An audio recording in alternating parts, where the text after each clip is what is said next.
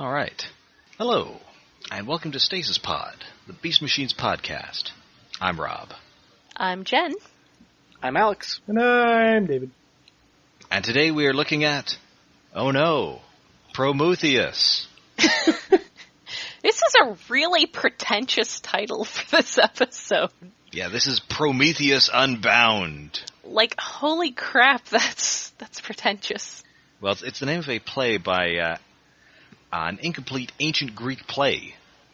Oh. Yeah, and, that's yes. what's so pretentious about it. And then that inspired the play of the same name by Percy Shelley. Yes. Any relation to Mary Shelley? Yes, husband. Oh, so that's why they called that one Frankenstein movie Prometheus Unbound. Oh. Yes. Well, and isn't Frankenstein, isn't the subtitle for that the modern day Prometheus? Yeah. I believe so, yeah. The modern Prometheus. The modern Prometheus. Speaking And, of pretentious... Were you going to say something? Yeah, and this is written by Marv Wolfman. Ooh. Yeah, so it's an episode about a wolf man by a wolf man. Yeah. And he's written a bunch of Beast Machines episodes. He wrote the original story outline. And he wrote 3 in the first season, and he is only one in the second season. And he wrote The Return of Optimus Prime. Yes, he did. And The Probe in Beast Wars. And also a shitload of Dracula. Yes, ton of Dracula, ton of Teen Titans.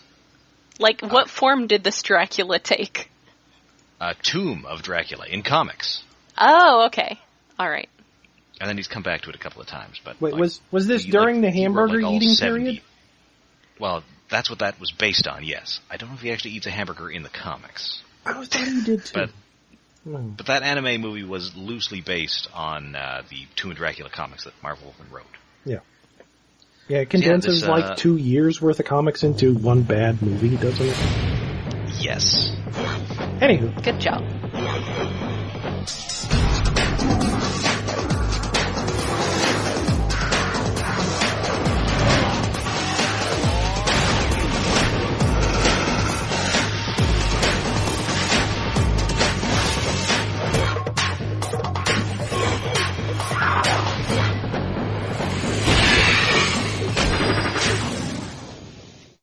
And yeah, it's appropriate that we are recording this episode at the beginning of October. It was written by a wolf man. It features a wolf man.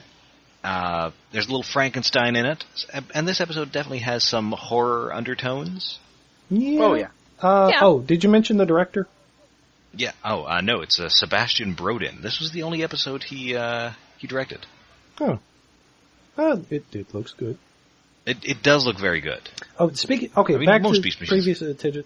It looks good, but speaking of pretentious, first the shot of the mega head, the moon coming out behind it, the face fades into Noble's head, and he howls at the moon. This is the least subtle visual this entire show has ever done. Yeah. It looks good, but it's not subtle in the least. Oh, it does look good. And yeah. Super Nerds, we know the planet has had 2 moons for quite some time now. But this is the first time we see sign of a moon all series. Yeah. It does look really saw cool. one in the previous season. Yeah, we did? I think it was during either the Key or the Catalyst. It was when they were doing that big chase with the moving buildings. Yeah, we saw... And they were trying to steal a mold drone. I think it was the same moon, 'cause it's the one with the big gashes. Oh, yeah, it's got that like big jagged scar across it. It's a cool looking moon. I don't think it's actually in 3D. I think it's just a flat 2D thing of a moon. Yeah, but it does look neat. It definitely looks 2D, and one of the extended shots of Grand Mall in the last episode was also clearly just, okay, we've rendered the mega head for 1 frame, now we're going to drop it in behind the foreground layer, but in front of the moving clouds background layer. Yeah. Anyway, yeah. Ow, Werewolves of Iacon.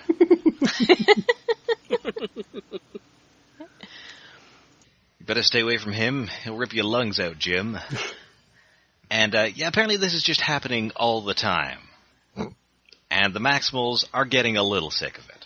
Yeah. Black Arachne is even starting to read more into it. I think she's also noticed that Noble is voiced by David Kaye. Yeah, she's giving her the creeps.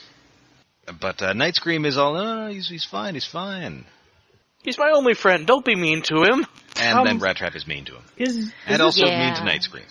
Is this the first time we've had a reference to how many days take place between episodes? They say this has been happening 5 nights in a row. I believe it is, yes.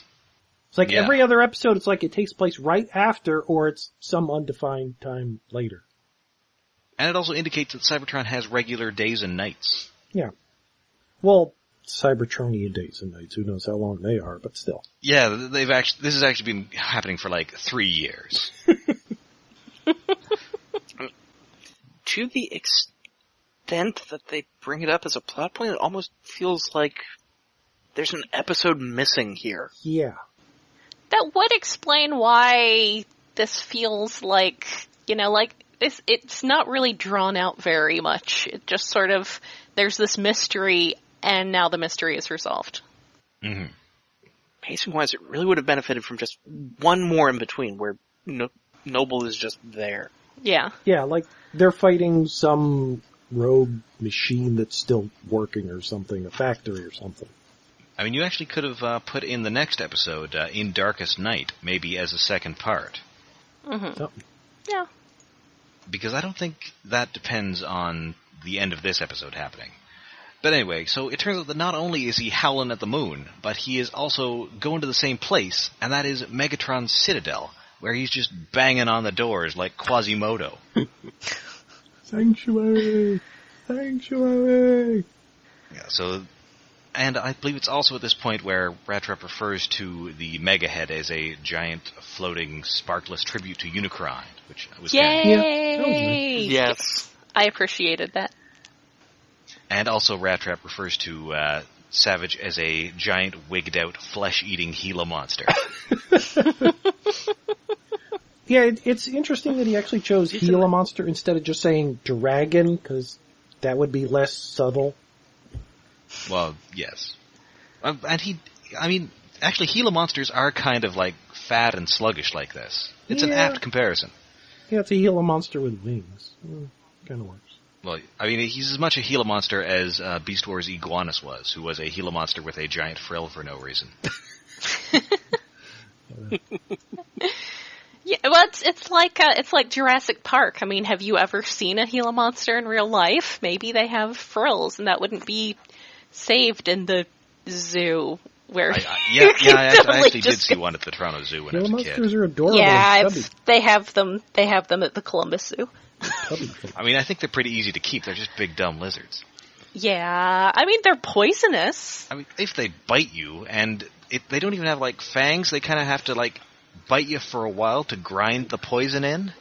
Wait, no. Yeah. No, if they're poisonous, that just means you can't eat them. Oh, you're right. They're it's venomous. That means. Yeah, wait. Yes, so they're venomous. Oh, right, venomous.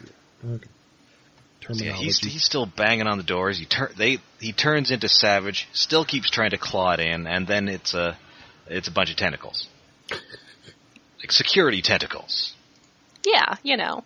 And that Savage, day a fetish was born somewhere. I'm disturbed that Megatron has security tentacles. This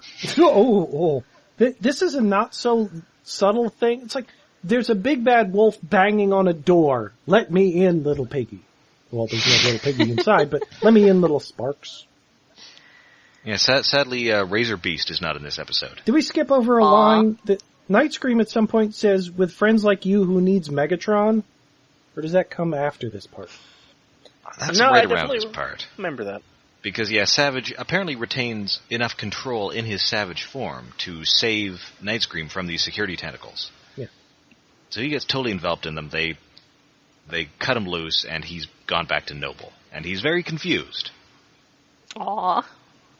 Also, interesting to note, in the break between, like, the howling at the moon and him running away yet again and turning up here, we actually don't get the opening episode title and credits until now. Yeah, it's almost as if they were trying to do, like, a cold open. Yeah, what... Did that happen last episode, too? I think it was... It did, yes. Because we got they went up to check out the thing, they got hit by the force field, and they're plummeting, and then there's a little break. When it was aired, I can't remember if there was a commercial break there or not. It felt like it. Or there was like a split second of black anyway. Like there should have been a commercial. I mean, I guess we would see cold opens in Transformers series much later. I think Transformers Prime had them. And I know Robots in Disguise definitely has them. Yeah. But I think everything up from G1 to animated had just credits and then the show starts. I kind of enjoy the cold open because I've been watching a lot of X-Files on Netflix lately. Ooh. Yeah, cold open is nice. I mean, fewer people getting killed by monsters on Transformers Prime, but still.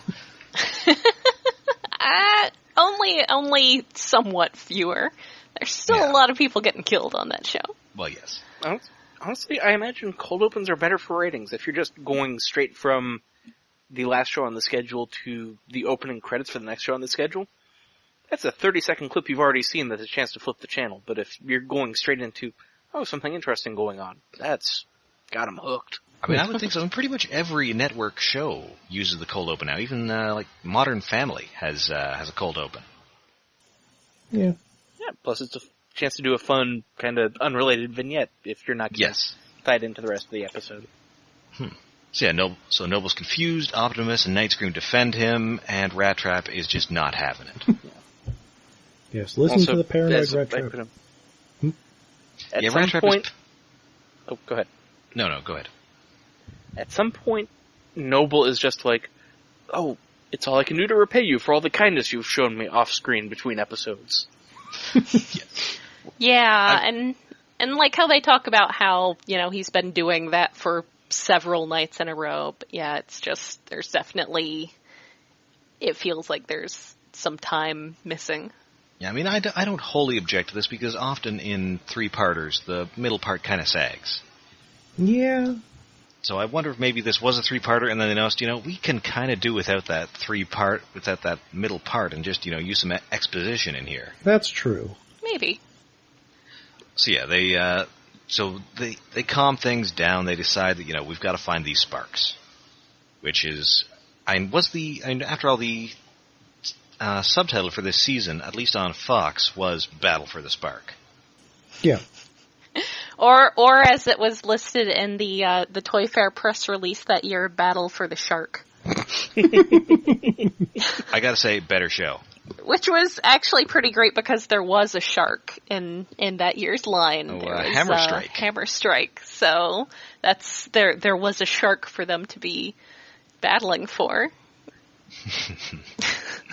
Oh god, now I'm just imagining the Beast Wars season Battle for the Shark, where it's just the Maximals and the Predacons trying to court the affections of the unaffiliated Cyber Shark.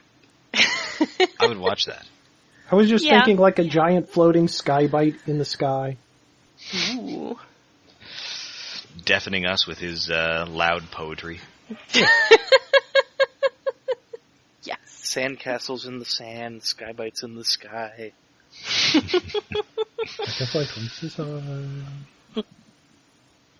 So they are going to... they're going to look inside the Citadel for clues, because, it would make sense for Megatron to have the sparks there, because we know at least at one point he did have them there. Mm-hmm. When he, back in Fires of the Past. We know that. Do the Maximals know that? They do not know that.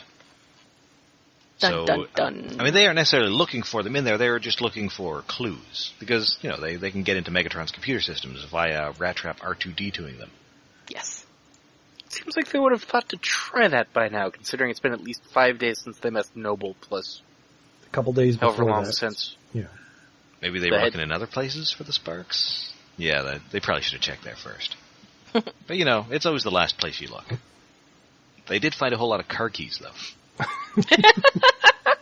Quarters, too. Lots phone quarters. Chargers. Wait.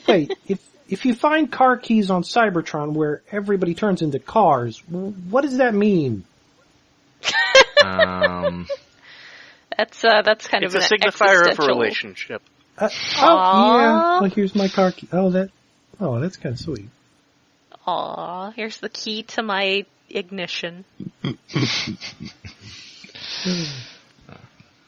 Now that you have the key to my ignition, please stop pressing the button from across the street. It's very annoying. Yes. Just making my lights flash. Anyway, so they're all going in there with the exception of Noble, because that dude is crazy. And we've got enough to worry about in there without worrying about, your deranged wolfman friend, Nightscream, so we're not doing this. Let's maybe not bring the guy with self-control issues into the death trap. Yes. Yeah, maybe. But it turns out he definitely has self-control issues because he goes anyway. Like, they're walking away, and then he just, has to turn around and run in. Yes. Are we unclear on the concept of no, says Primal? Which is a good delivery from Gary Chalk there. He's he's your disappointed dad. Noble's a bad dog. Is. Bad dog. No, Noble. Bad puppy. You gotta train him. Also, Never it's here gonna that Rat Trap opens the door with "Open, says me," which got a chuckle out of me. There's a couple of weird jokes in here. And yeah, Noble comes in, and he is super twitchy. And I like the animation here, where he just looks like he's spasming with anxiety. Yeah. You have any more of that Ancient Man? Sorry, wrong franchise. Again, we're pretty in deep. Those of us who have gone back to the World of Warcraft. Because until now, he transforms into Savage when he gets angry, like the Hulk. So he gets inside, yes. He's still twitching, his emotions are conflicted. Yeah. What a terrible night to have a curse. Yes. Anyway, so the party has found the dungeon. Yes. And immediately Noble steps on a bunch of mines. Well, he doesn't immediately. No, first, he starts running pretty far, looking at the ground, and then when he's hundreds of feet away from everybody else, he steps on a trigger for a trap. Mm-hmm. So there are all these floating mines, and this isn't helping his emotional stability much, because he just turns into Savage and sets off all the mines. Good job. Yes. Now, well, trap number 2, because there was a trap at the door first. It was a force field thing. Yes. Yeah, they were all trap. That was the trap Megatron wanted us to find. Now let's look for the other traps. Because they know Megatron that well at this point. And we all know that Megatron will prepare and trap. Yes. And Noble doesn't even charge ahead until Rat Trap's like, well, I can't do any of the stuff we want to do from here, but if we get to his actual, office, maybe I can do some stuff from there. Yeah. It's almost as if he's really trying to get in there for some reason. Some mysterious reason. I can't imagine why he would do that. And then why? Yeah. Go ahead. So yeah, they do finally get in there. They get to the they've lost Savage, but before they lose Savage, when we actually see him standing on the booby trap pressure plate and freaking out and turning into Savage, I think we see another sign of a Blizzard Entertainment. This was an influence on them, because the way he kind of takes a knee and wings burst out of his back before the rest of him turns into the Wyvern really seems similar to how they've handled that for the characters that have that kind of transformation in World of Warcraft. Oh. Like Demon Hunters? Like Demon Hunters, and Warlocks before Demon Hunters had that stolen from them. And sorry, Illidan. We needed it for our melee DPS. Why can't Warlocks have nice things? Because I'm very melee confused. DPS has to take everything. I'm mostly confused too, Rob. Even the trailers for that movie confused me. I had to explain that movie to some people, in my writing group, who watched it with no context and were extremely confused. Well, you're going to have to explain it to me too when it comes on to Netflix. I'll see what I can do. I'm still just baffled why they'd go, oh, hey, the story everyone loves is Warcraft 3, and the parts everyone likes about the overall universe is like all the other cool species. I know, we'll make the first movie about the first game that nobody played, and about orcs and humans, and give other races only 5 minutes of screen time total. And 2 speaking lines. And some of them don't exist yet. I played a bit of it, but I played it mostly for the sense of humor that the movie doesn't have. So that's going to be entertaining. That was not great. Anyway, Transformers, that has a sense of humor. Beast Machine. Hey, it's all connected. Chris Metzen was notably involved with Transformers and was apparently a big Simon Furman fan. Or so he said at the BotCon he was at, where I actually got to talk to him for a little bit. Oh, neat. After the explosion, they lose track of Noble Savage, right? Savage Noble. Yes, and and Rat Trap is upset at them for dragging the dragon along. Rat Trap. And then they split the party again. Yep. Nightscream and Optimus are looking for Savage, and Rat Trap and Cheetor and Black Arachnia are headed to the throne room. Can I point something out? Uh-huh. It's really rude and disrespectful and depersonizing that they don't refer to him as Noble in both forms. That's a good point. Well, it's kind of like the Hulk. There's Bruce Banner and there's the Hulk. Yeah, I mean, I guess, in that case, we know that Banner considers the Hulk to be the other guy. Yeah.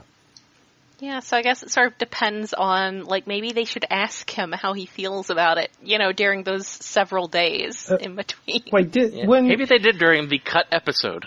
Yeah, and he said, no, that's totally different. I mean, he doesn't seem to have any memories of that time. Because he doesn't seem to.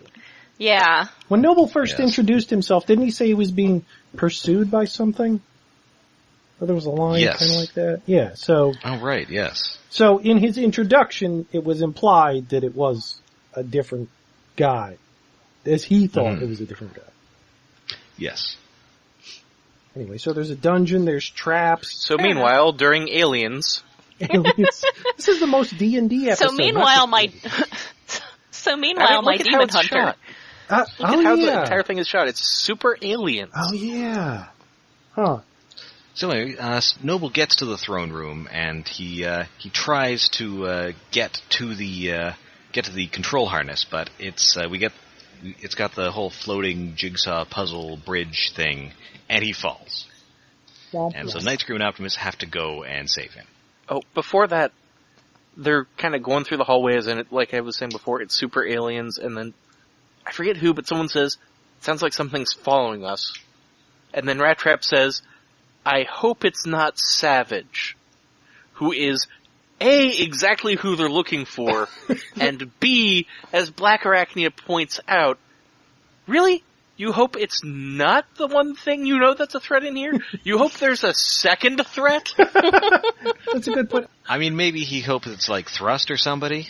That wouldn't be that scary. They've beaten that guy a bunch of times. The shots all through that are really neat, because there's shots of like the Maximals walking around, and then it'll cut to a shot of Savage, and then it'll cut to other Maximals walking around, and then it'll cut to Noble. So he's flipping back. It's implied he's flipping back and forth between forms while everybody else is wandering around. Yes. And he didn't seem to have much control over that, so it's a little suspicious. There's one shot that also is kind of implying that Savage is watching them and charging at them, but then nothing happens. Yeah. Yeah, that was weird. It's kind of like a horror movie jump scare that's trying to get the scare without actually doing anything. Yeah. Yeah. So yeah, Rat Trap makes it to the control harness, plugs it in. We get a bit of a fashion joke. Black Arachnia notes that it is frumpy but functional. They also tag team combo move toss Rat Trap over to it. Yes, it's a very, very Cirque du Soleil. Yeah. It is, and this is a very nicely animated episode, and it has a lot of neat little flourishes like that. Yeah. And so he's going through this. He is not, as he insists, reading the Sunday Funnies. Which, who even does that on Earth, much less on Cybertron in the future?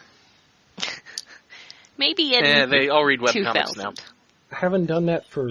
They just really love Beetle Bailey. 15 years. I think I was still doing it when this episode aired, but not anymore. I think of the comics that are published on a daily basis with kind of the gag-a-day format that I actually still read, there's one that's still actually published in a newspaper, and I probably should stop reading it. I still read Dilbert partially out of inertia and partially out of being morbidly fascinated with how horrible Scott Adams is at this point. That guy is a piece of work. Yeah. Anyway, so yeah, he's searching for anything, but everything is encrypted, even the encryption. Which does that make sense with computers? I think that may have something to do with this whole thing about hashing with salt, maybe. Which is something I hear about. I have no idea what that means. Encryption being encrypted is kind of the point of encryption. Like, yes, of course, the details on how you're storing this and the key. Yeah, you're going to encrypt that. That's not like unusual for security. That's just not being bad at it. But yeah, hash salts and all that. Oh God, I'm sorry. I won't. But I'm not getting hungry. Hash salt. Stasis Pod, the huge nerd podcast. Yeah. Maybe I'll make some hash browns after this. I remember salted hashes. Wait, that's anyway. Bad for me, but it tastes. Anyway, so Optimus and Nightscream have hauled Noble up from the bottomless pit. But Noble suddenly undergoes a bit of a change of personality. He sees Rat Trap in the harness, turns into Savage via his own free will, and blasts him out of the harness, and then all sorts of alarm goes off, and here are a bunch of spark extractors, which mostly remind me of the nozzle. Yeah, lots of angry. Please do not look nozzles. directly into the nozzle. Yeah. Oh no! The noble NPC that snuck into the dungeon with us betrayed us. Who could have seen that coming? Nightscream is so upset that this guy who they've known for like 2 days has 5 days terribly betrayed them. Okay, I mean, 5 he has days. literally no friends, and I assume Noble befriended him because he obviously saw a vulnerability there. Yeah.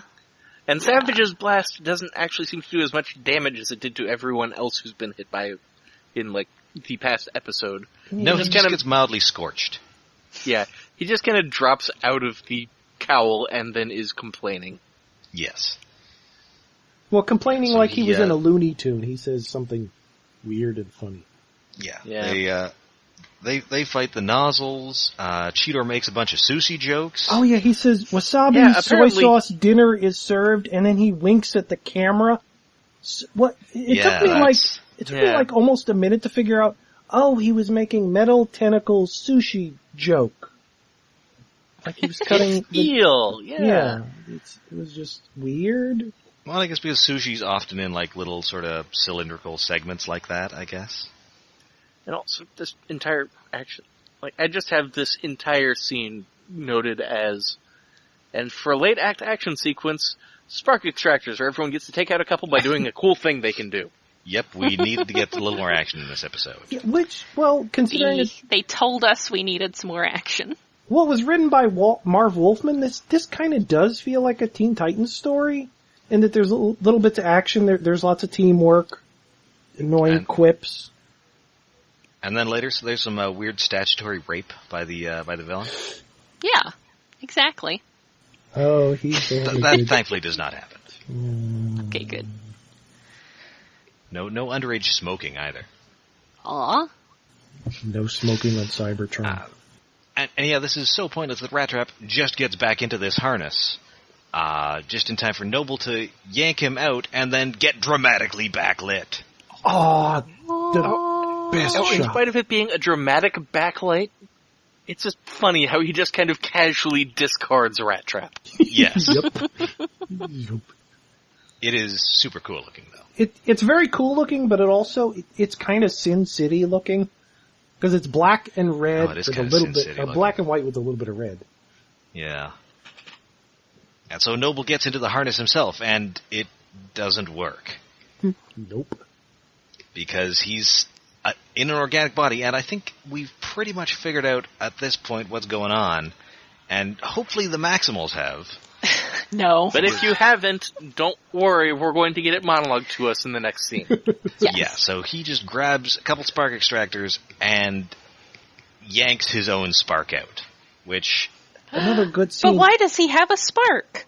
Yeah, the Maximals are surprised here because he has a spark. They thought last time that he was a transformer who had somehow become totally organic. Yeah. But what would have happened to his spark? Yeah, it's weird that they're surprised he still has a spark if he has the same story as Nightscream, that he was a transformer. Like, why wouldn't he have a spark? It's a weird looking spark because it's bigger and it's kind of orange and red. Yeah, it's very orange. Yeah. But yeah, I do like the scene where he's self-spark extracting, committing werewolf suicide. Yeah, it's kind of violent. It is weird. So yeah, the spark comes out, and we finally hear the old David K. Free at last, which is probably the first and last time that Megatron will ever quote Martin Luther King. I don't know. I'm pretty sure IDW Megatron had a dream. That's true. Yeah, paraphrasing. Yeah. It's like, I don't know, I could see that. It's a Megatron-y thing to do, to take somebody else's speech and twist it. So the spark shoots up into the sky, and now that giant Megatron head is fully activated. A fully operational giant Megatron. And fully expressive, with his giant eyebrows. Yes. Yeah. And weirdly deforming mouth plate. Well, yeah, Yes. it's the mouth plate doesn't deform so much as like where the nose would be wrinkles a lot weirdly. Like the rest of the mouth kind of below that doesn't really move that much. Yes. We do get a big monologue here. For an eternity, I slaved to free myself from the organic material contaminating my otherwise perfect technological body. I finally succeeded in separating the two, but my spark remained with the wrong half, the organic half. I knew that the answer to curing myself lay inside my citadel, but as an organic beast, I could never hope to enter it and survive. Which is why I needed you, Nightscream, naive, headstrong, and utterly malleable. You proved the perfect pawn. Moronic. Really gullible. I love that Megatron finally takes power of the fully functional and operational battle body that he built for himself and uses its full power to gloat. Yes. It's Megatron, of course that's the first thing he's going to do. Yeah, that's entirely accurate it's entirely and reasonable. Yeah. Now, to quote Hermes Conrad here, this only raises further questions.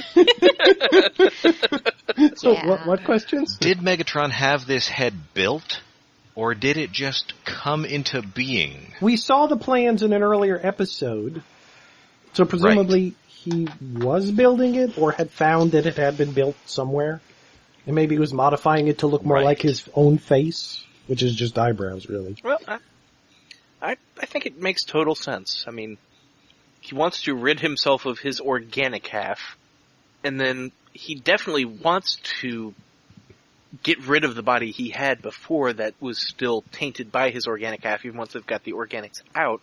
So he's waiting until he's got that done to transition from the old body that was tainted to the new body that is perfect that he's been designing for years. Okay, and so which is huge. And so Savage Noble, like, amoeba'd off him at some point during the whole plasma energy key to vector sigma thing. In why not? End of the line. And then whatever was left was the part that we saw crumble into dust in Fallout. Yes. Okay, that kind of makes sense. I'll take it. So yeah, he fires a big energy beam into the planet, and everything comes back online, including all the Viacon drones, which attack via stock footage. Yay! It's not really stock, and we get all this kind of weird blurring on the Maximals during the footage of them fighting/fleeing. Yeah. Like, it's not bad, but it's kind of weird seeing the attempts at implementing motion blur on the footage. Oh. It is weird. And so yeah, they're fighting, but it's beast machines, so they're somewhat outnumbered, so they just decide to run away into the sewers. And Black Arachnia can use her webbing as weld filament. Yes. Yay! And also she electrocutes a couple of drones through the manhole cover, which I thought was neat. Yes.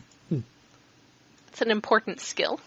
So yeah, so now everybody's sad again. Nightscream is especially sad, and Rat Trap actually offers a sincere apology. Aww. Even though he was right. He was right all along. He's just he didn't want to be right. You know? Yeah.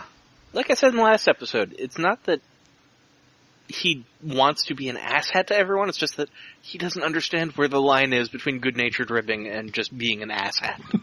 Yeah. But, good news. Yeah, much like any horror movie, we get a real "the end," or is it, scene, on which we see the in Megatron's empty citadel, the lifeless noble stirs to life. Well, it's not lifeless, it's soulless. Well, sparkless. So, what the hell does that mean? Presumably he's got like an organic brain? Yeah, that's like... There was a spark in there with a mind that was Megatron that's gone, so what the hell is left? A nervous system with electrical impulses that are kind of echoing through the body, twitching and making it vibrate. Yeah, Most you know. primitive thing. I mean, maybe it did have like a brain, and just Megatron, since his spark was in there, was able to control that brain. But it should have been his brain because it was made... As we're going to find out later, it's not really... But it was like made from him. It was like part dragon, so it was made from the organics Megatron got on Earth, although how he got a dragon on Earth... Where's the wolf come from, though? It's his first Sona. I don't know. I mean, maybe it's from when Primal started to reformat him in the in End of the Road, or End of the Line. Yeah, Maybe. I was just thinking it's his side that says yes and no. It seems to have been mostly abandoned. Yeah. He hasn't been later goes on to become Steeljaw in Robots in Disguise. There's also a blue wolf. Oh yeah, it's a good point. Huh. And so, yeah, that is Prometheus Unbound. It's we're 3 episodes into the new season, and things are kind of where we left off in the last season. Yeah. Megatron's back in charge of the planet. He's down 1 Viacon, and also now instead of a person, he's a giant head. Yeah. So basically, what's happened is Megatron is now more mobile. Yes. Well, and the other 2 Viacons have been wandering off on their own for a while, so they're a little different. Yeah. Yeah. I mean, they've become kind of a running joke, but we're going to be, we're going to say a fond farewell to one of them in the next episode. Oh, no. But they're both so fun. I'm sad. Yeah. So join us next time when we won't be wearing hockey pads in Darkest Night. Oh, are we going to make Batman jokes all episode? Yes. Also possibly Green Lantern jokes. Yes. Oh, right, Darkest Night. I think there is a bit of green lighting in the next episode. Huh. Some green lighting, and yeah. So, but until then, you can find us all over the internet. We are on Twitter, we are on Tumblr, and we are on Facebook. And we are hosted by iaconunderground.net, where we do have a Patreon set up to help us with web costs. That is at patreon.com/iaconunderground.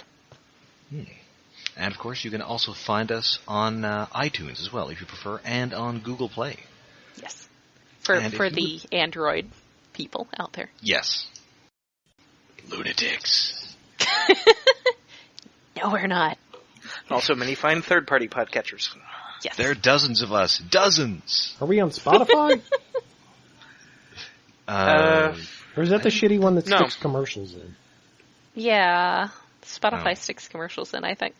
Yeah, if we are going to be sticking commercials in, we are going to get some of that sweet MeUndies Skrilla for ourselves. Yes. And also maybe some complimentary underwear. Or mattresses. Ooh. A couple of mattresses. Mattresses, some sort of internet stamps. I still don't you know guys what heard of those Loot are. Crate? Audible.com. I refuse on principle to do Loot Crate. I did it once. I listen to a lot of writing podcasts, and they all are sponsored by Audible.com. Oh, yeah. Audible be fine. Maybe we should switch our web hosting to Squarespace. Well, we would like to build a professional website. That's true. Although, as far as podcast ad go, nothing can beat the one on the Flophouse that I heard a couple years ago, advertising an open source dildo. Yeah. R.I.P. open source.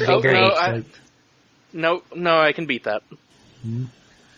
The Steve Austin Show podcast frequently has advertisements for CougarLife.com. The comedy in that is the sincerity of Steve Austin doing it. Boy, I thought my love life was really done for, but then suddenly glass shatters.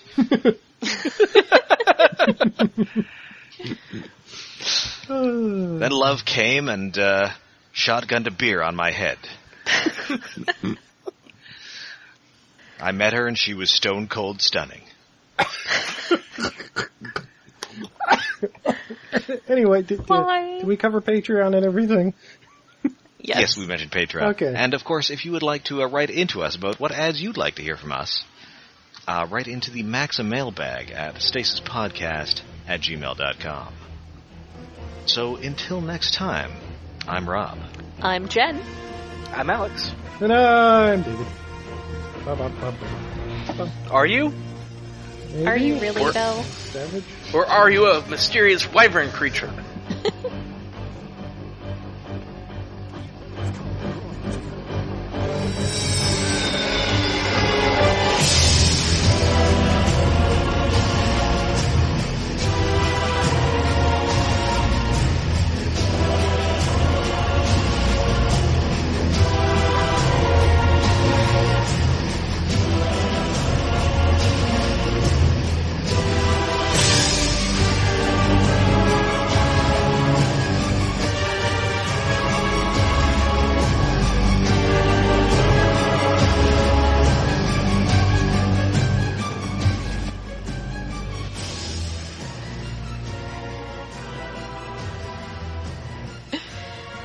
We just pronounce it all the possible ways, just conversationally, and we'll get to the right one at some point in there.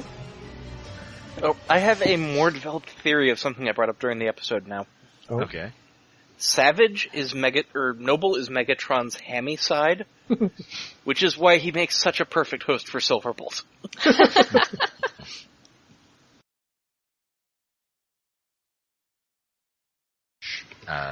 All those ridiculous footnotes. Mm-hmm.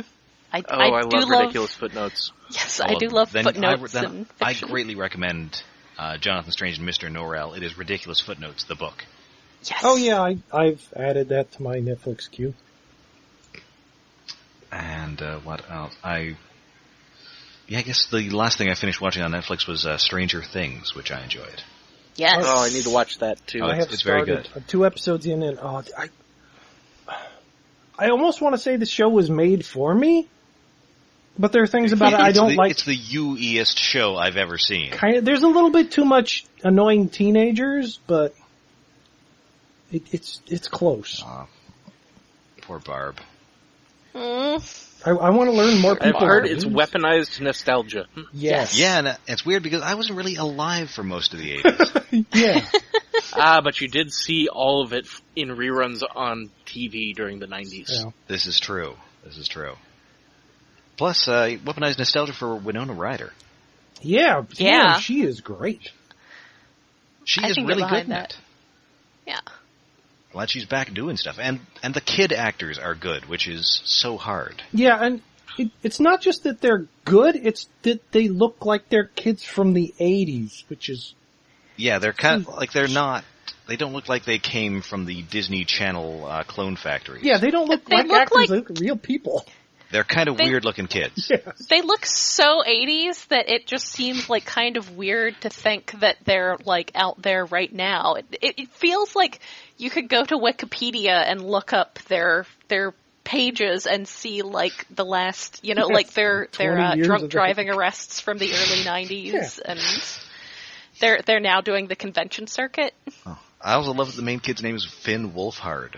Oh, I've only been able to figure out, like, most of their names I don't know. There's Will, because they keep shouting his name. Uh-huh. The actor's name is Finn Wolfhard. Oh, wow, that's weird. That's pretty great. Yeah, that's the main kid. He's from Canada, I think. Oh. Oh, did you see the clip of them performing Uptown Funk at the Emmys? I did see that. Those kids are adorable. I'll have to watch that later. Aw, children. Okay. Alright, so is everybody ready to start? Yes. Remind me of that sometime tomorrow, and I'll teleport to New Jersey and murder you. Well, good luck with that. I'm not in New Jersey. Oh, that's right. I'm in New York. She might be able to teleport there via pure rage. Yeah. Well, Atlantic City does seem to collect people's pure rage. Well, yes.